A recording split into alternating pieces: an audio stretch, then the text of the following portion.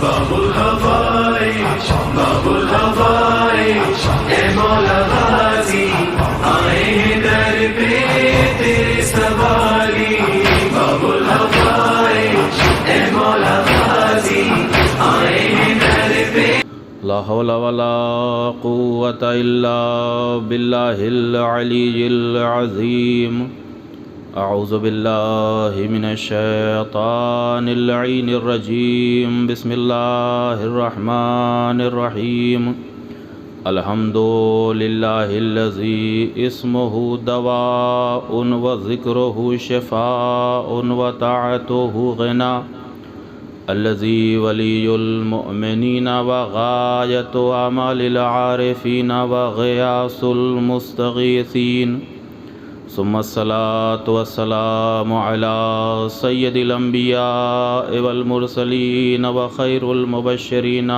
والمنذرين سيدنا ونبينا مولانا مولى الكونين جد الحسن والحسين أبي القاسم محمد اللهم صل على محمد وآل محمد ثم الصلاة والسلام على أهل بيته الطيبين الطاهرين المعصومين المظلومين ولعنة الله على أعدائهم أجمعين من يومنا هذا إلى قيام يوم الدين أما بعد فقد قال الله تبارك وتعالى في القرآن الكريم بسم الله الرحمن الرحيم ألم تر أن الله يسجد له من في السماوات ومن في الأرض والشمس والقمر والنجوم والجبال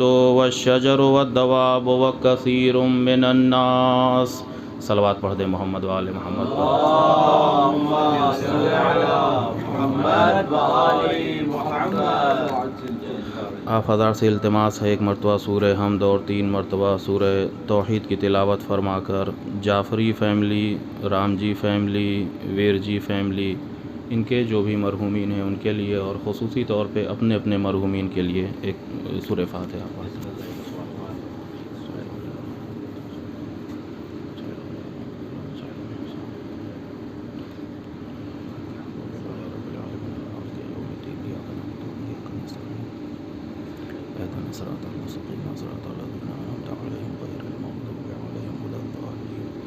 بسم اللہ الرحمن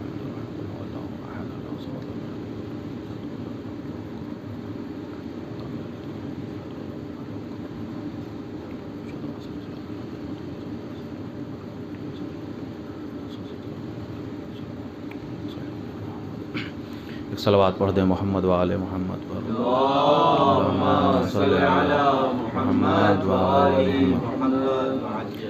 عزیزان گرامی قدر، محترم اور معظم صاحبان علم و فہم، چونکہ ہم سب مستحضر ہیں کہ آج کی جو تاریخ ہے یہ تاریخ شہادت ہے، روز شہادت ہے ہمارے اور آپ کے چوتھے امام زین العابدین حضرت امام سید الساجدین علیہ الصلاۃ والسلام کی. اللهم صل على محمد وآل محمد. کائنات میں سجدہ کرنے والے تو بہت سے آئے جن کو ساجد کہا گیا، لیکن جنہیں سید سجاد کہا گیا وہ صرف اور صرف ہمارے چوتھے امام ہیں. چونکہ حضرت کا یہ منفرد خطاب اور بے مثال اور بے نظیر لقب سجاد یا سید سجاد یا سید الساجدین، سید العابدین، زین العابدین، تو چونکہ جب کبھی بھی سجدے کا ذکر آیا تو وہ گفتگو مکمل نہ ہوئی اگر چوتھے امام سید سجاد کا ذکر نہ ہوا. لہٰذا اس اعتبار سے میں نے بھی کوشش یہی کی کہ اپنی اس مختصر سی گفتگو کے لیے اس آیت کریمہ کو عنوان کلام قرار دیا جائے کہ جس میں اللہ نے سجدے کا ذکر کیا اور 2 قسم کے ساجدین کا بھی ذکر کیا. آپ دیکھیے ارشاد ہو رہا ہے کہ یسجد للہ من فی السماوات و من فی الارض، زمین اور آسمان میں جو کچھ بھی ہیں، جتنی بھی مخلوقات ہیں، وہ سب کے سب اللہ کا سجدہ کرتے ہیں۔ اور اس کے بعد ساجدین کی فہرست اللہ نے گنوائی، کون کون ہے سجدہ کرنے والے؟ تو کہا الشمس والقمر والنجوم والجبال والشجر والدواب وکثیر من الناس۔ سجدہ کرنے والے کون ہیں؟ صرف مومنین نہیں ہیں، صرف متقین نہیں ہیں، صرف صالحین نہیں ہیں۔ سجدہ کرنے والے کہا چاند بھی اللہ کا سجدہ کرتا ہے، سورج بھی اللہ کا سجدہ کرتا ہے، ستارے بھی اللہ کا سجدہ کرتے ہیں، یہ پہاڑ بھی اللہ کا سجدہ کرتا ہے، یہ دریا بھی اللہ کا سجدہ کرتے ہیں، اور حد تو یہ ہو گئی ہے کہ جانور بھی اللہ کا سجدہ کرتے ہیں، جانور بھی اللہ کا سجدہ کرتے ہیں۔ وَكَثِيرٌ مِّنَ النَّاسِ، اور بہت سے ایسے لوگ بھی ہیں، اللہ والے بھی ہیں کہ جو سجدہ کرتے ہیں۔ تو عزیزان گرامی، چونکہ ہم سب صاحبان علم انشاءاللہ ہو جائیں گے، ابھی طالب علم ہیں، لہٰذا ہمارے لیے لازم اور ضروری ہے کہ ان آیتوں پہ غور بھی تو کیا جائے۔ ارشاد خداوندی ہو رہا ہے کہ یہ چاند بھی ساجد ہے، یہ سورج بھی ساجد ہے، یہ ستارے بھی ساجد ہیں، یہ جبال و پہاڑ بھی ساجد ہیں، لیکن کمال کی بات یہ ہے کہ ہم نے چاند و سورج کو گہن لگتے ہوئے تو دیکھا، کبھی سجدہ کرتے ہوئے نہیں دیکھا۔ ہم نے ستاروں کو ٹوٹتے ہوئے دیکھا، گرتے ہوئے دیکھا، کبھی گر کے سجدہ کرتے ہوئے نہیں دیکھا۔ ہم نے دریاؤں میں طغیانیاں تو محسوس کی، لیکن کبھی دریاؤں کا سجدہ محسوس نہیں کیا۔ ہم نے درختوں کو پھلتے پھولتے، سوکھتے جھڑتے اور ثمر دیتے ہوئے تو دیکھا، لیکن کبھی اللہ کی بارگاہ میں سجدہ کرتے ہوئے نہیں دیکھا۔ بھئی انسان کی بات تو سمجھ میں آتی ہے، لیکن یہ جانوروں کے سجدے کا مطلب کیا ہے؟ یہ پہاڑوں کے سجدے کا مطلب کیا ہے؟ یہ چاند و سورج کے ستارے کا مطلب، سجدے کا مطلب کیا ہے؟ تو عزیزان گرامی، یہ قرآن کی آیتیں یوں ہی مخفی رہ جاتی اگر قرآن ناطق کے در کے غلام نہ ہوتے، قرآن کی آیتیں سمجھ میں نہ آتی اگر ہمارے معصوم ائمہ نہ ہوتے۔ لہٰذا معصوم اماموں نے جو ان آیتوں کی تفسیریں بیان کی، ان سے اخذ کر کے ہمارے علماء نے ہم تک پہنچائی۔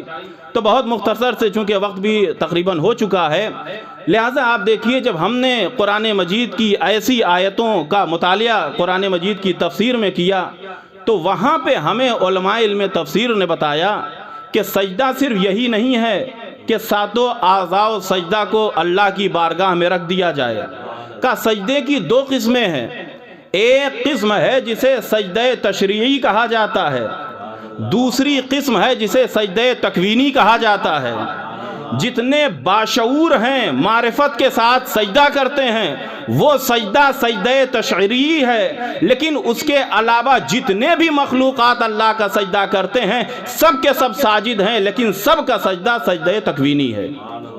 معلوم یہ ہوا کہ انسان بھی سجدہ کریں گے، انسان کے علاوہ بھی سجدہ کریں گے، لیکن انسان کے علاوہ یا جو ذی شعور کے علاوہ سجدہ کرنے والے ہیں، چاند کا سجدہ، سورج کا سجدہ، ستاروں کا سجدہ، پہاڑوں کا سجدہ، ان کا بھی سجدہ ہے، لیکن ان کا سجدہ سجدہ تکوینی ہے۔ ذی شعور اور با معرفت جو سجدہ گزار ہیں ان کا سجدہ بھی سجدہ ہے، لیکن ان کا سجدہ سجدہ تشریعی ہے۔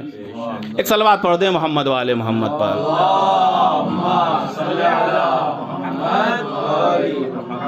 جو غیر ذی شعور ہیں، معرفت کی سے ہٹ کے جن کا سجدہ ہوتا ہے وہ بھی سجدہ کرتے ہیں، لیکن ان کا سجدہ زبان حال سے ہوتا ہے، اور جو باشعور ہیں، ذی شعور ہیں، معرفت کے ساتھ سجدہ کرتے ہیں، ان کا سجدہ معرفت کے ساتھ ہوتا ہے، اعضائے سجدہ کے اوپر ہوتا ہے۔ لہذا عزیزان گرامی، اب کبھی کبھی ہم سب سوشل میڈیا یوز کرنے والے لوگ ہیں، ہم جانتے ہیں کہ کبھی کبھی ایسی تصویر ہمارے ذہن میں آتی ہے کہ پہاڑ کا ٹکڑا دیکھیے یہ سجدہ کر رہا ہے، اس کی پیشانی جھکی ہوئی ہے، یہ شجر ہے اس کی ٹہنی جھکی ہوئی ہے، یہ سجدہ کرتا ہے۔ بے شک یہ پہاڑ سجدہ کرتے ہیں، بے شک یہ درخت سجدہ کرتے ہیں، لیکن ان کا سجدہ وہ سجدہ نہیں ہوتا جو انسانوں کا سجدہ ہوتا ہے، اس لیے کہ انسانوں کا سجدہ سجدہ تشریعی ہوتا ہے، پہاڑوں کا سجدہ سجدہ تکوینی ہوتا ہے۔ ایک صلوات پڑھ دیں محمد و آل محمد پر۔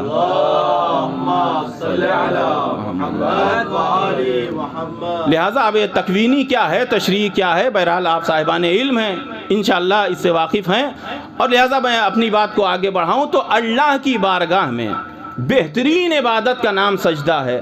آپ دیکھیے کہ یوں تو جتنی بھی عبادتیں ہیں سب بے نظیر ہیں، بے مثال ہیں، سب سے اللہ کی قربت حاصل کی جاتی ہے، اور ہر عبادت سے اللہ کی محبت حاصل کی جاتی ہے، اجر حاصل کیا جاتا ہے۔ اور انسان کی خلقت کا مقصد بھی جو اللہ نے قرار دیا وہ کسی اور چیز کو نہیں، انسان کی خلقت کا مقصد اللہ نے عبادت کو قرار دیا۔ عبادتوں میں بہترین عبادت اللہ نے سجدے کو قرار دیا، عبادتوں میں بہترین عبادت اللہ نے نماز کو قرار دیا، اور جو نماز کی پیشانی کا جھومر بنایا اسے اللہ نے سجدہ قرار دیا، اسے اللہ نے سجدہ قرار دیا۔ یہی وجہ ہے عزیزان گرامی کہ ہمارے اور آپ کے چھٹے امام حضرت امام زین العابدین سید الصادقین علیہ السلام، امام صادق علیہ السلام فرماتے ہیں کہ بے شک نماز واجب ہے، نماز تمہارے اوپر فرض ہے، نماز بندگی کی زینت ہے، لیکن اپنی نمازوں کو طولانی سجدوں کے ذریعے زینت دو، اپنی نمازوں کو طولانی اور طویل سجدوں کے ذریعے زینت دو۔ تو عزیزان گرامی یہ سجدے کی کیفیت جو قرآن نے بیان کیا، اور اس کے بعد چند ایک حدیثیں اور روایتیں جو معصومین علیہ السلام نے خصوصی طور پہ سجدے کے لیے بیان کی۔ آپ دیکھیے کہ جتنی بھی عبادتیں ہیں، جن اعمال کا حکم اللہ نے دیا ہے وہ عبادت ہے، اور تمام عبادتوں سے اللہ کا قرب حاصل کیا جاتا ہے، اللہ کا تقرب حاصل کیا جاتا ہے، بلکہ عبادت کہتے ہی اسے ہیں کہ جن کو انجام دینے کے بعد اللہ کا قریبی یہ بندے ناچیز ہو جائے، مقرب بارگاہ خدا ہو جائے، اس عمل کو عبادت کہتے ہیں۔ یہی وجہ ہے کہ ہم جتنی بھی عبادتیں کرتے ہیں ان عبادتوں کو جو ہم انجام دیتے ہیں، اگر شرط نیت ہے تو نیت یہی تو ہوتی ہے کہ اس عمل کو انجام دیتے ہیں، کیوں انجام دیتے ہیں؟ قربتاً اللہ، تاکہ اس عبادت کی وجہ سے ہم اللہ کے قریب ہو جائیں۔ تو جس طریقے سے تمام عبادتیں ان کا مقصد یہ ہوتا ہے کہ یہ بندہ اپنے خدا سے قریب ہو جائے، اسی طریقے سے سجدے کا بھی ایک مقصد ہے کہ سجدہ کرے تاکہ اللہ کی بارگاہ میں قریب ہو جائے، اللہ کے سامنے یہ جھکے تاکہ ساری کائنات سے بلند ہو جائے، اللہ کے سامنے یہ جھکے، تذلل کرے تاکہ ساری کائنات سے بلند ہو جائے، بعظمت ہو جائے، بامرتبہ ہو جائے۔ تو ساری عبادتیں ان کا مقصد اور ان کا ہدف اور ان کی غرض و غایت یہ ہے کہ یہ بندہ خدا سے قریب ہو جائے، لیکن جس عبادت سے اور جس عمل سے یہ بندہ سب سے زیادہ اپنے خدا سے قریب ہوتا ہے، اس عمل اور اس عبادت کو سجدہ کہا جاتا ہے، اس عبادت کو سجدہ کہا جاتا ہے۔ اور میں اپنی طرف سے نہیں، ایک قرآن مجید کی آیت کا ٹکڑا اور دوسری حدیث کا ٹکڑا حضرات کی خدمت میں پیش کرتا ہوں۔ سورہ علق میں ارشاد ہو رہا ہے وَاسْجُدْ وَاقْتَرِب، اللہ کا سجدہ کرو تاکہ اللہ سے قریب ہو جاؤ۔ معلوم یہ ہوا کہ تمام عبادتوں سے بندہ اللہ سے قریب ہوتا ہے، لیکن یہ بندہ اپنے خدا سے سب سے زیادہ قریب ہوتا ہے جب سجدہ کرتا ہے۔ یہ ساجد اس مسجود سے سب سے زیادہ قریب ہوتا ہے جب اس کا سجدہ کرتا ہے، اس کی بارگاہ میں اپنی پیشانی کو رکھتا ہے۔ امام جعفر صادق علیہ السلام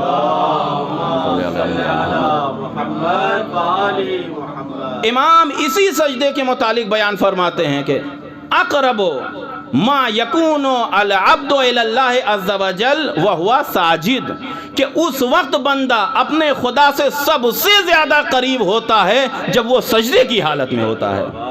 سجدے کی حالت میں جب بندہ ہوتا ہے تو اپنے خدا سے، اپنے معبود سے، اپنے پالنے والے سے سب سے زیادہ قریب ہوتا ہے۔ یہی وجہ ہے کہ جب خود انہی امام معصوم سے یہ سوال کیا گیا کہ مولا، کیا جب ہم اللہ کی بارگاہ میں اپنی پیشانی کو رکھ کے سجدہ کر رہے ہوں تو کیا ہم اللہ سے کچھ مانگ سکتے ہیں؟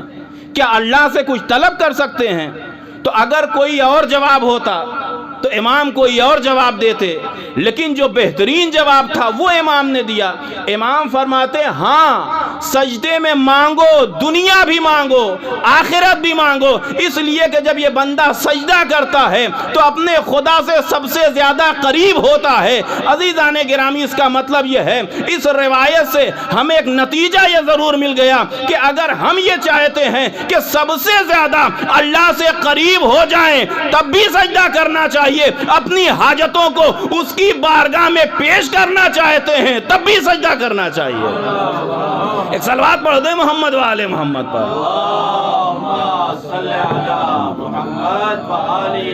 سب سے زیادہ یہ بندہ اس وقت اللہ سے قریب ہوتا ہے جب ساجد ہوتا ہے، جب اپنی پیشانی کو اللہ کی بارگاہ میں رکھتا ہے۔ اور عزیزان گرامی آپ دیکھیے، جب سجدوں کی بات آئی تو جہاں پہ ہمارے معصومین علیہ السلام کے تمام فضائل بے مثال ہیں، بے نظیر ہیں، وہیں پہ سجدوں کی بھی کیفیت بے مثال ہے، بے نظیر ہے۔ ساجدین نظر آتے ہیں، لیکن ایسے ساجدین نہیں کہ جس طریقے سے ائمہ اہل بیت علیہ السلام ہیں، چاہے وہ پیغمبر اسلام کا سجدہ ہو، چاہے جناب صدیقہ طاہرہ کا سجدہ ہو، چاہے حضرت امیر المومنین کا سجدہ ہو، چاہے امام حسن مجتبیٰ کا سجدہ ہو، چاہے حسین شہید کربلا کا سجدہ ہو، اور چاہے سید الساجدین امام زین العابدین کا سجدہ ہو۔ آپ دیکھیے، یوں تو سب کے سجدوں کا ذکر کیا جائے، ایک تفصیلی وقت اس کے لیے چاہیے۔ آپ مولا کائنات کا سجدہ دیکھیے، چونکہ ہم جوار میں موجود ہیں، امام المتقین کے، سید العارفین کے، لہذا ایک کیفیت حضرت امیر المومنین کے سجدے کی روایتوں میں معروف ہے کہ جب امیر المومنین علیہ السلام مسجد مدینہ میں بارگاہ خداوندی میں اپنی پیشانی کو رکھ کے بارگاہ خدا میں سجدہ کر رہے ہیں، اور سجدے کی حالت یہ ہے کہ دنیا وما فیہا سے مستغنی ہو چکے ہیں امیر المومنین، ایسا لگ رہا ہے کسی چیز کی خبر نہیں ہے، بلکہ یوں کہہ دیا جائے کہ ایسا لگ رہا ہے کہ جسم بلا روح ہے، روح نہیں ہے اس جسم کے اندر۔ امام کا ایک صحابی کہ جس نے امام کی اس کیفیت کو دیکھا پریشان ہو گیا، اس لیے کہ سجدہ دیکھا تھا، ایسا سجدہ نہیں دیکھا تھا، سجدہ گزار دیکھا تھا، سید سجاد کے دادا کو نہیں دیکھا تھا۔ پریشان ہو گیا اور گریہ کرتے ہوئے، روتے ہوئے بیت الشرف کے قریب آیا، دق الباب کیا، کوئی نہیں تھا، خاتون جنت تھیں۔ کہا بی بی غضب ہو گیا، کیا ہوا؟ کہا امیر المومنین اس دنیا سے رخصت ہو گئے۔ کہا کیسے تجھے معلوم ہوا؟ امام المتقین اس دنیا سے رخصت ہو گئے۔ کہا بی بی ہم نے دیکھا امیر المومنین اس طریقے سے سجدے میں ہیں کہ کوئی روح رکھنے والا انسان ایسے سجدہ نہیں کرتا، کوئی جان رکھنے والا انسان ایسے سجدہ نہیں کرتا۔ بی بی سجدے میں ہے، ایسا لگ رہا ہے کہ امیر المومنین سانس بھی نہیں لے رہے ہیں، مجھے یقین ہے کہ امیر المومنین اس دنیا سے رخصت ہو گئے۔ جب جناب سیدہ طاہرہ نے اس صحابی کی زبانی یہ جملہ سنا، بی بی نے کہا کہ تم نے علی کے سجدے کو اس کے پہلے نہیں دیکھا، میں برابر علی کے سجدے کو دیکھتی ہوں، یہ علی کے سجدے کی کیفیت ہے۔ عزیزان گرامی، اس کا مطلب یہ ہے کہ سجدہ کر کے تھکنے والے اور ہوتے ہیں، سجدوں میں سکون پانے والے اور ہوتے ہیں۔ ایک صلوات پڑھ دیں محمد والے محمد پر۔ اللہم صلی علی محمد وعلی محمد۔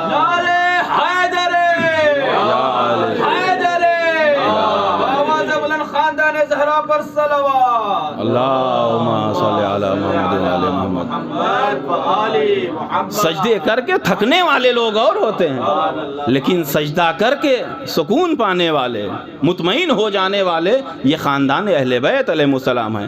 تو یہ امیر المومنین کا سجدہ، یہ امام المتقین کا سجدہ، سید الساجدین کا سجدہ، ایسا لگ رہا ہے کہ اسی سجدے کی تصویر ہے، یہی مدینہ ہے۔ سید الساجدین کے گھر میں، امام زین العابدین کے گھر میں آگ لگی، بہت سے اہل مدینہ اکٹھا ہو گئے اور آگ کو بجھانے میں مشغول ہیں، مصروف ہیں۔ وہ آگ کو بجھانے میں مصروف ہیں، جس کے گھر میں آگ لگی ہے وہ سجدے میں مصروف ہے، جس کے گھر میں آگ لگی ہے وہ اللہ کی بارگاہ میں سجدہ کرنے میں مصروف ہے۔ جب سجدہ تمام کر چکے سید الساجدین، لوگوں نے کہا کہ مولا یہ کیسا سجدہ کہ گھر میں آگ لگی ہے, آپ کو اطلاع نہیں ہو پائی, آخر وہ کون سی چیز ہے کہ جس نے آپ کو اس طریقے سے بے نیاز کر دیا؟ تو امام نے فرمایا اپنے خدا کی توجہ نے اور قیامت کی یاد نے مجھے تمام چیزوں سے بے نیاز کر دیا ہے. قیامت کی یاد نے اور جس کا سجدہ کر رہا ہوں اس مسجود کی یاد نے مجھے تمام چیزوں سے بے نیاز کر دیا ہے. تو جو سجدے کی کیفیت ادھر علی ابن ابی طالب کی تھی, وہی سجدے کی کیفیت ادھر علی ابن حسین کی تھی. یا یوں کہہ دیا جائے کہ جو سجدے کی کیفیت امیر المومنین کی تھی, امام المتقین کی تھی, وہی کیفیت ادھر زین العابدین کی ہے, سید الساجدین کی ہے. وہی سجدے کی کیفیت زین العابدین اور سید الساجدین کی ہے. عزیزان گرامی, یہ معصومین علیہ السلام کا سجدہ اور سید الساجدین کا سجدہ, امام زین العابدین کی عبادت. آپ دیکھیے سجاد, آپ اچھی طریقے سے جانتے ہیں کہ ساجد تو اس میں فاعل ہے, لیکن سجاد یہ فاعل نہیں ہے, یہ مبالغہ ہے, اور مبالغہ کسی صفت کی کثرت کو بیان کرنے کے لیے استعمال ہوتا ہے. لہذا امام کو صرف ساجد نہیں کہا گیا, اگر فاعل کا صیغہ استعمال بھی کیا گیا تو سید الساجدین کہا گیا, اور جب مبالغے کی بات آئی تو آپ کو سجاد کہا گیا. کثرت سے سجدہ کرنے والوں کے سردار امام زین العابدین سید سجاد. حضرت امام, ایک صلوات پڑھ دے محمد والے محمد پر.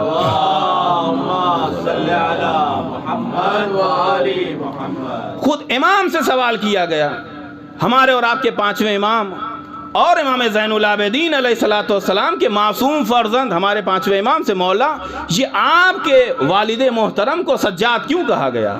کیا وجہ ہے کہ آپ کے والد محترم کو سجاد کے لقب سے ملقب کیا گیا؟ عزیزان گرامی, اگر کوئی وجہ اور بتانے والا ہوتا تو ممکن ہے کہ خطا ہو سکتی تھی, ممکن ہے کوئی غلطی ہو سکتی تھی, لیکن تفسیر کرنے والے, وجہ بتانے والے کوئی اور نہیں, امام ہیں اور امام معصوم ہیں, محفوظ عن الخطا ہیں. اب امام تشریح کرتے ہیں کہ میرے بابا کو سجاد کیوں کہا گیا؟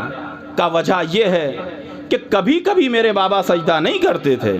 میرے بابا کے سجدے کا عالم یہ تھا کہ جب بھی اپنے وجود میں اللہ کی کسی نعمت کو محسوس کرتے تھے, بابا خاموش نہیں رہتے تھے, اللہ کا سجدہ کرتے تھے.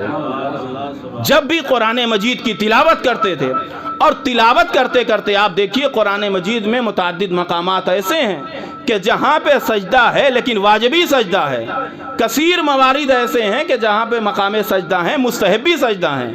تو جو تلاوت قرآن کرنے والے ہیں اکثر وہ واجبی سجدہ تو کرتے ہیں, لیکن مستحبی سجدہ کرنے والے کم افراد ہوتے ہیں. پانچویں امام نے فرمایا کہ جب میرے بابا قرآن مجید کی تلاوت کرتے تھے, صرف واجب سجدے نہیں, جہاں پہ مستحبی سجدوں کا بھی ذکر ہوتا تھا, میرے بابا سجدہ کرتے تھے. میرے بابا سجدہ کرتے تھے.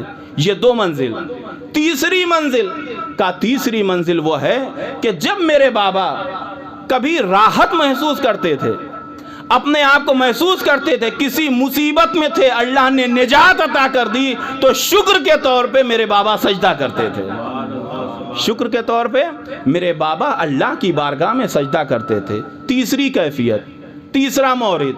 چوتھا مورد وہ ہے کہ جب میرے بابا اللہ کی بارگاہ میں عبادت کرتے تھے تو عبادت کرنے کے بعد, نماز پڑھنے کے بعد اس نماز کو اللہ کی نعمت محسوس کرتے تھے, لہذا نماز کے آخر میں شکر کے طور پہ اللہ کا سجدہ کرتے تھے. نماز کو اللہ کی نعمت, معلوم یہ ہوا کہ نماز کو زحمت سمجھنے والے اور ہیں, نماز کو نعمت سمجھنے والے خاندان اہل بیت ہیں. نماز کو زحمت سمجھنے والے اور نماز کو نعمت, اور ایسی نعمت کہ ذکر کر کے نہ چھوڑا جائے.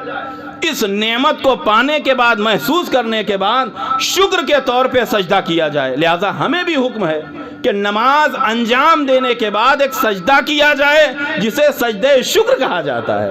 بھئی یہ سجدہ شکر کا کیا مطلب ہے؟ کہ یہ اتنی بڑی جو توفیق اللہ نے دی اس توفیق کو عظیم نعمت کہہ سکتے ہیں۔ جب ہم نے اس کو نعمت محسوس کیا تو اب اللہ کی بارگاہ میں پیشانی کو رکھیں اور سجدہ کریں۔ یہ چوتھی منزل۔ پانچویں منزل وہ ہے کہ جب میرے بابا کبھی دو مومنین کے درمیان صلح کراتے تھے تو اسے نعمت محسوس کرتے تھے اور اللہ کی بارگاہ میں سجدہ کرتے تھے۔ معلوم یہ ہوا کہ دو مومنین کے درمیان رنجش کرانے والے غیر ہوتے ہیں، صلح کرا کے نعمت محسوس کرنے والے یا سید سجاد ہوتے ہیں یا غلامان سید سجاد ہوتے ہیں، یا سید سجاد یا غلامان سید سجاد۔ اب عزیزان گرامی، یہ 5 مورد، 5 مقامات ایسے کہ جن کی وجہ سے 5ویں امام نے بیان فرمایا کہ میرے بابا کو سجاد کہا گیا، کثرت سے سجدہ کرنے والے۔ کون کون موارد میں نے بیان کیا حضرات کی خدمت میں؟ نعمتوں کو محسوس کیا، سجدہ۔ قرآن مجید کی مستحبی آیتوں کی تلاوت کی، سجدہ۔ بلاؤں سے دور ہوتے، بلاؤں کو اپنے سے دور ہوتے ہوئے محسوس کیا، سجدہ۔ نماز کو انجام دیا، سجدہ۔ مومنین کے درمیان صلح کرائی، سجدہ۔ عزیزان گرامی، یہ روایت تمام ہو گئی، بات تمام ہو گئی، لیکن کچھ ہمیں روایتوں سے درس بھی تو ملنا چاہیے۔ کیا درس ملا؟ کا درس ہمیں بھی یہ ملا کہ جب بھی ہم اس منعم حقیقی کی کسی نعمت کو محسوس کریں، ہمارا بھی فریضہ ہے کہ سجدہ کریں۔ جب بھی نماز واجب سے فارغ ہوں، ہمارا بھی فریضہ ہے کہ سجدہ کریں۔ جب بھی ہم بلاؤں کو اپنے آپ سے دور ہوتا ہوا محسوس کریں، ہم بھی اللہ کی بارگاہ میں سجدہ کریں۔ یقین جانیے، ان تمام سجدوں کو کر کے بھی ہم سجاد تو نہیں کہلا سکتے، ہاں غلام سید سجاد ضرور کہلا سکتے ہیں۔ ایک صلوات پڑھ دے محمد والے محمد پر۔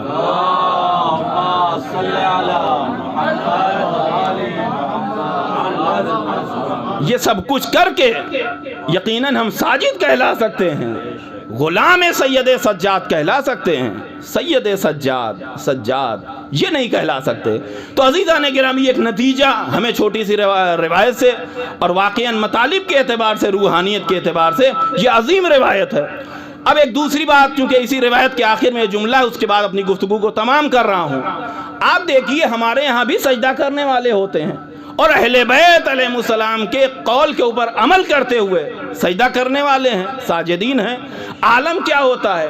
سجدہ کرنے والے جو ہوتے ہیں اور کثرت سے سجدہ کرتے ہیں، عبادت کرتے ہیں، تو ان کی پیشانیوں پہ اثر سجدہ نمایاں ہوتا ہے، سجدے کے آثار ظاہر ہوتے ہیں۔ کبھی کبھی ایسا ہوتا ہے کہ کم سجدہ کرنے والوں کے پیشانی پہ بھی نشان سجدہ ظاہر ہو جاتا ہے، جیسے میری مثال لے لیجئے، شاید تھوڑا سا ظاہر ہو رہا ہے۔ اور کبھی کبھی ایسا ہوتا ہے کہ کثرت سے سجدہ کرنے والے ہوتے ہیں، پھر بھی ان کی پیشانی پر جو ہے وہ نشان سجدہ ظاہر نہیں ہوتے۔ تو صرف یہ دلیل نہیں ہے کہ نشان سجدہ آ گیا یعنی بہت سے سجدہ کرنے والے، لیکن چونکہ یہ اکثر ایسا ہوتا ہے کہ اگر کوئی کثرت سے سجدہ کرتا ہے تو اس کی پیشانی پر نشان سجدہ ظاہر ہو جاتا ہے۔ آپ دیکھیے کہ بڑے سے بڑا دنیا میں سجدہ کرنے والا لے آئیے، پیشانی پر تو سجدہ ملتا ہے، لیکن جو دیگر اعضاء و جوارح ہیں ان پہ سجدوں کے نشان نہیں ملتے۔ اور اعضاء سجدہ میں صرف پیشانی نہیں ہے، اعضاء سجدہ تو 7 ہیں، پیشانی 1 ہے، دونوں ہتھیلیاں ہیں، دونوں گھٹنے ہیں اور دونوں انگوٹھے ہیں۔ بہت زیادہ کسی نے اگر سجدہ کیا تو پیشانی گواہی دینے لگی کہ یہ ساجد ہے، یہ سجدہ کرنے والا ہے۔ لیکن کیا کیفیت ہے امام سید الساجدین کی، امام زین العابدین کی، امام سجاد کے سجدے کی کیفیت کہ خود امام محمد باقر علیہ السلام فرماتے ہیں کہ کانا اثر السجود علی جمیع اعضاء السجود ہی، کہ امام سید سجاد کے سجدوں کی کیفیت یہ تھی کہ صرف پیشانی گواہی نہیں دیتی تھی، ہتھیلیوں پہ بھی نشان، دونوں گھٹنوں پہ بھی نشان، دونوں انگوٹھے پہ بھی نشان۔ جب اس کیفیت میں پہنچے، اب امام فرماتے ہیں اسی وجہ سے میرے بابا کو سید سجاد کہا گیا۔ ایک صلوات پڑھ دے محمد والے محمد پر۔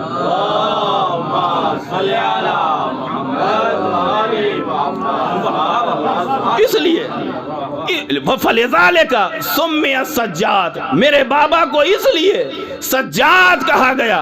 معلوم یہ ہوا کہ جن کی پیشانیاں سجدوں کی گواہی دیں وہ ساجد ہوتا ہے، لیکن جن کے اعضائے سبع سجدوں کی گواہی دیں اسے سجاد کہا جاتا ہے، اسے سجاد کہا جاتا ہے۔ یہ ہے امام زین العابدین، یہ ہے امام سجاد، یہ ہیں سید الساجدین۔ اور عزیزان گرامی آپ دیکھیے، جہاں تک سجدوں کی بات ہے تو جب خوشی کا ماحول ہو، انسان سکون کی زندگی گزار رہا ہو، چاروں طرف سے عیش و عشرت ہو، اس وقت تو سجدے ہوتے ہیں، لیکن جب مصیبت کا وقت ہو، جب بلاؤں کا وقت ہو، جب مصائب کا وقت ہو، ایسے میں جب بلائیں بڑھتی جاتی ہیں انسان کے سجدوں میں کمی ہوتی جاتی ہے۔ لیکن یہ عظمت سجدے جناب سید سجاد ہے کہ کربلا جیسی مصیبت چشم فلک نے دوبارہ نہیں دیکھا، اور سید سجاد جیسا مظلوم دوبارہ پھر کبھی چشم فلک نے نہیں دیکھا۔ لیکن جب سجدوں کی کیفیت آتی ہے، سجدوں کی باری آتی ہے، تو آپ دیکھیے کہ جیسے جیسے مصیبت بڑھتی جاتی ہے ایسے ایسے جناب سید سجاد کے سجدے کی کیفیت بڑھتی جاتی ہے۔ اسی لیے شاعر نے کہا کہ کربلا کے بعد بھی تم سید سجاد ہو، دوسرا ہوتا تو کہہ دیتا خدا کوئی نہیں۔ کربلا کے بعد بھی تم سید سجاد ہو، دوسرا ہوتا تو کہہ دیتا خدا کوئی نہیں۔ عزیزان گرامی، میں نے گفتگو کو تمام کر دیا چونکہ نماز کا بھی وقت آنے والا ہے۔ یہ ہیں سید سجاد۔ چوتھے امام صرف زین العابدین نہیں ہیں، چوتھے امام صرف سجاد نہیں ہیں، چوتھے امام صرف سید الصالحین اور سید الساجدین نہیں ہیں، بلکہ چوتھے امام سید المظلوم بھی ہیں۔ کائنات کے جتنے بھی مظلومین ہیں ان کو ایک طرف رکھا جائے اور چوتھے امام سید سجاد کی مظلومیت کو ایک طرف رکھا جائے تو چوتھے امام کی مظلومیت اور چوتھے امام کے اوپر جو مصائب آئے ہیں ان کا وزن زیادہ ہوگا۔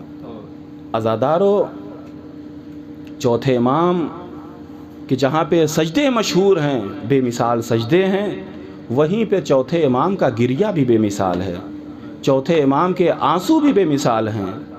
مدینے کا منظر ہے، آپ سنتے رہتے ہیں، ہر مجلس میں تقریباً جب چوتھے امام کی مصیبت بیان کی جاتی ہے تو یہ روایت ضرور ذکر کی جاتی ہے کہ چوتھے امام کے سامنے واقع کربلا کے بعد جب بھی پانی آتا تھا تو امام پانی بعد میں پیتے تھے، اپنے بابا کی پیاس پہلے یاد کرتے تھے۔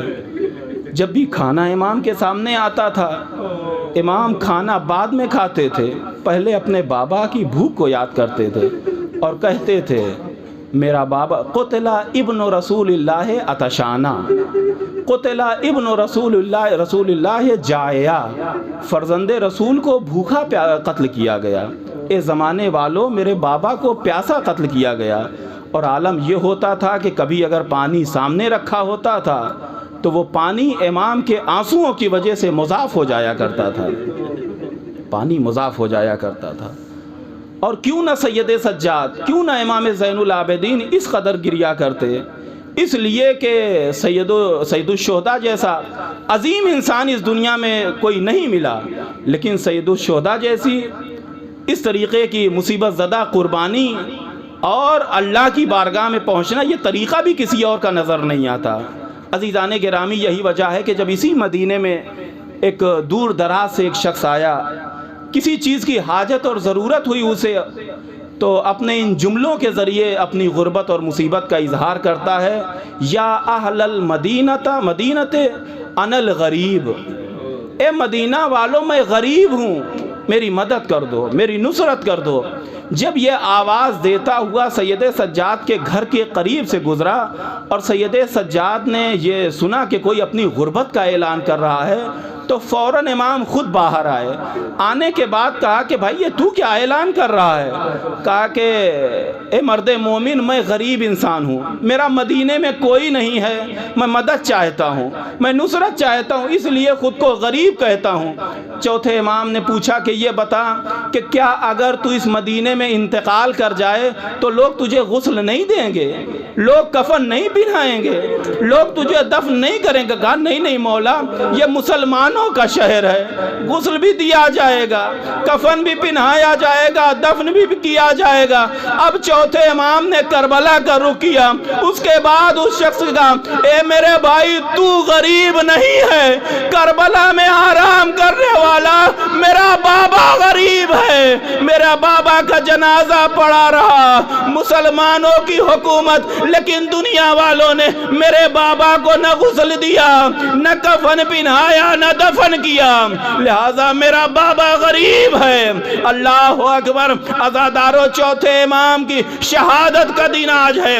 اللہ اکبر. یہ کربلا کا واقعہ آپ دیکھیے کہ جب کربلا میں تمام اصحاب و انصار شہید ہو چکے ہیں اور سب کے لاشیں زمین کربلا پہ سجے ہوئے ہیں، زمین کربلا پہ بکھرے ہوئے ہیں، ہوتے ہوتے وہ وقت آیا کہ جب ایک مرتبہ شمر ملعون اپنی فوج کو لے کے بیبیوں کے خیموں کے قریب آتا ہے تاکہ ان خیموں میں آگ لگا دی جائے. عزادارو، خیموں میں آگ لگا دی گئی. اب تمام بیبیاں ہیں، منظر آپ کی نگاہوں کے سامنے ہے. ایک خیمے سے دوسرے خیمے، دوسرے خیمے سے تیسرے خیمے، ہوتے ہوتے تمام بیبیاں اکٹھا ہوئیں اور جناب زینب کے قریب آئیں. آنے کے بعد کہا اے بی بی، آپ جانشین جناب فاطمہ زہرا ہیں، بی بی بتائیے ہم اس طریقے سے جل کے مر جائیں یا باہر جائیں؟ عزیزو، جناب زینب نے کہا وقت کا امام موجود ہے، چلو وہاں چلتے ہیں. یہ چھوٹا سا قافلہ ثانیہ زہرا لے کے سید سجاد کے قریب آئیں. اے میرے لال سید سجاد، اب خیموں میں بھی آگ لگائی جا چکی ہے. اے بیٹا سید سجاد، تمام خیمے جل رہے ہیں، میرے لال یہ بتا ہم یوں ہی جل کے مر جائیں یا خیمے سے باہر نکل جائیں؟ عزادارو، ابھی امام زین العابدین کی بحیثیت امامت ان سے یہ پہلا فقہی مسئلہ پوچھا گیا ہے. اے بیٹا، ہم خیمے میں جل کے مر جائیں یا باہر نکل جائیں؟ اللہ اکبر. عزادارو، مسئلہ آسان تھا، جواب بھی آسان تھا، لیکن یہ وقت بڑا مشکل تھا. سید سجاد نے کہا اے پھوپھی اماں، جان بچانا واجب ہے، لہذا خیمے سے باہر نکل جائیے. اللہ اکبر. یہ کس سے کہا جا رہا ہے خیمے سے باہر نکل جائیے؟ ارے جس کی ماں کا جنازہ رات کے اندھیرے میں اٹھا، ان بیبیوں سے کہا جا رہا ہے خیمے سے باہر نکل جاؤ. اللہ اکبر. ہاں عزاداران سرکار سید الشہداء، یہ بڑی مصیبت تھی خاندان زہرا کے لیے، جناب زینب کے لیے کہ بے مقنع و چادر خیمے سے باہر نکل جائیں. عزادارو، آپ جانتے ہیں، سب صاحبان علم ہیں، سب طلبہ ہیں، آپ جانتے ہیں کہ کربلا میں جتنے شہید تھے 3 دن کے بھوکے پیاسے تھے، اور اس کے بعد جب اسیروں کی بات آئی تو ان کو بھی بہت ستایا گیا، ان کو بھی بڑی اذیت دی گئی، ان کو بھی آرام سے بیٹھنے نہیں دیا گیا، ان کو بھی جی بھر کے نہ کھانا دیا گیا، نہ جی بھر کے پانی دیا گیا. ذرا سا محسوس کیجئے گا کہ کربلا کے بعد جب یہ اسیروں کا قافلہ چلا ہے، اسیروں کا قافلہ جس کے نگہبان سید سجاد ہیں، عزاداروں مختلف موارد آئے ہیں، کربلا سے لے کے کوفے تک اور کوفے سے لے کے شام تک بہت سے ایسے چاہنے والے آئے ہیں. جب ان کو پتا چلا کہ یہ علی و نبی کی بیٹیاں ہیں، یہ جناب زہرا کی ورثہ ہیں، یہ خاندان اہل بیت کی بہو بیٹیاں ہیں، تو وہ جب ہاتھوں کو جوڑ کے بیویوں کے پاس آئے ہیں یا سید سجاد کے پاس آئے ہیں. عزادارو، آپ نے پڑھا ہے نا کہ بھوکو پیاس کے بعد کسی بھی خاتون نے کبھی پانی نہیں مانگا، کبھی کھانے کا سوال نہیں کیا. اگر سوال کیا تو صرف ایک سوال کیا، اے بندے خدا، اے محب اہل بیت نبی، اگر ہو سکتا ہے تو چند چادروں کا اہتمام کر دے، ہمیں بھوک سے زیادہ بے پردگی اذیت دے رہی ہے، بھوک سے زیادہ یہ نامحرموں کی نگاہیں اذیت دے رہی ہیں۔ اللہ اکبر۔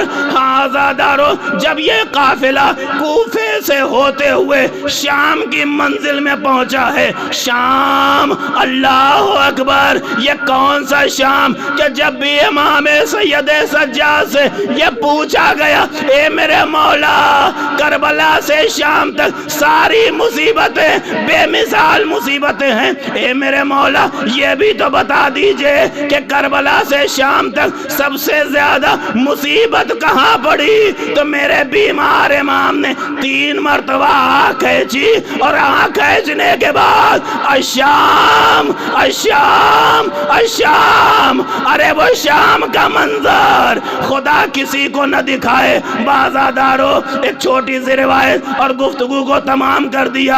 ابن عتیبہ کہتا ہے کہ میں شام میں موجود تھا، ایک مسافر خانے میں میں موجود تھا کہ میں نے کیا محسوس کیا کہ ڈھول کی آوازیں آ رہی ہیں، تاشے کی آوازیں آ رہی ہیں، خوشیاں منانے کی آواز آ رہی ہے۔ میں نے محسوس کیا کہ بھئی یہ تو مسلمانوں کی کوئی عید نہیں ہے، یہ ایسی خوشیاں کیوں ہیں؟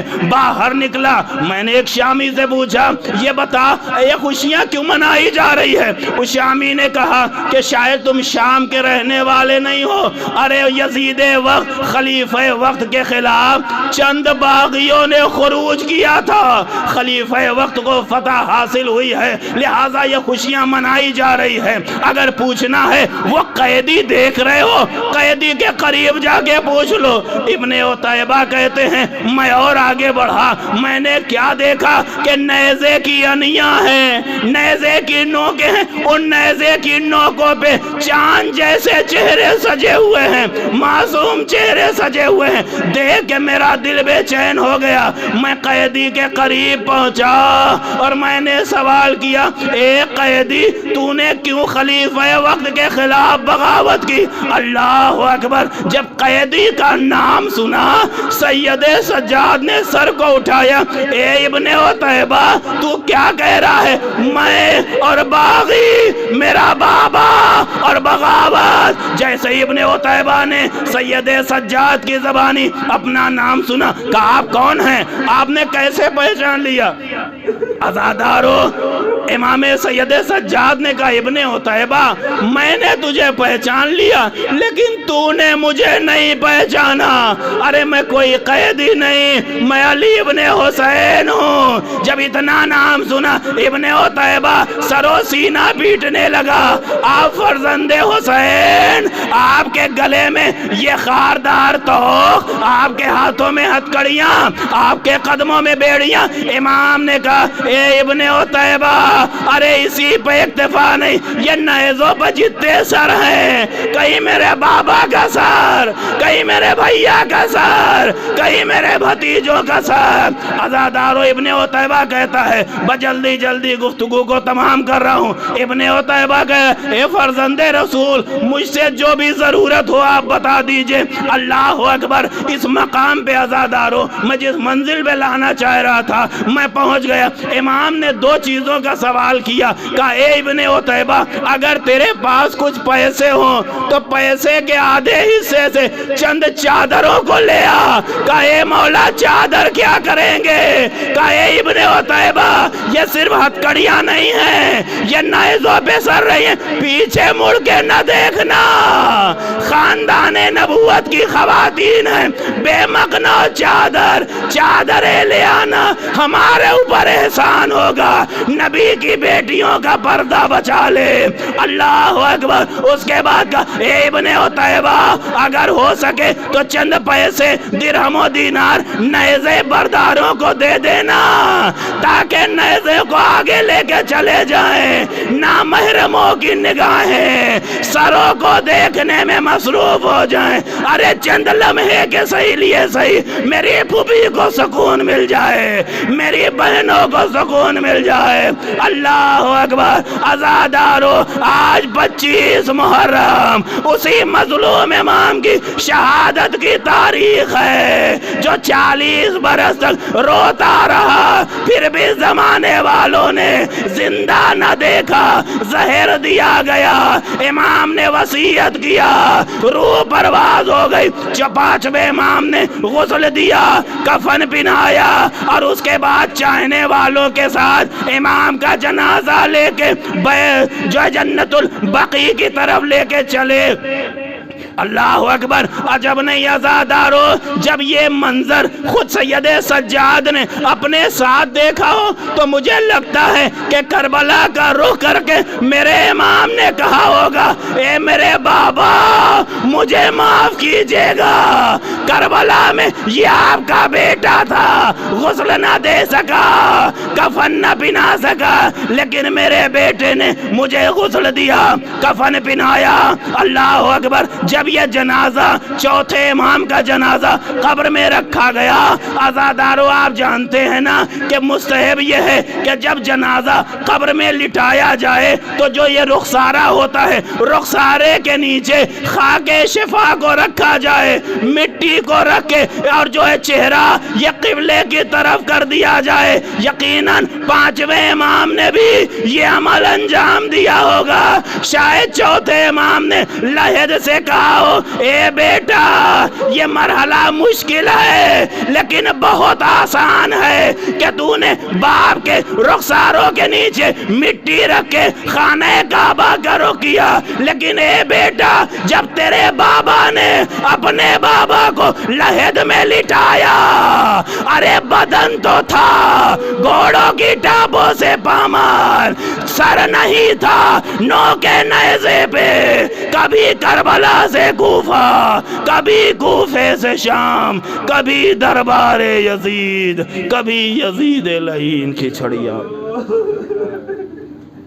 الا لعنت اللہ علی القوم الظالمین وسیعلم الذین ظلموا ای منقلب ینقلبون انا للہ و انا الیہ راجعون رضا بقضائہ و تسلیما لامرہ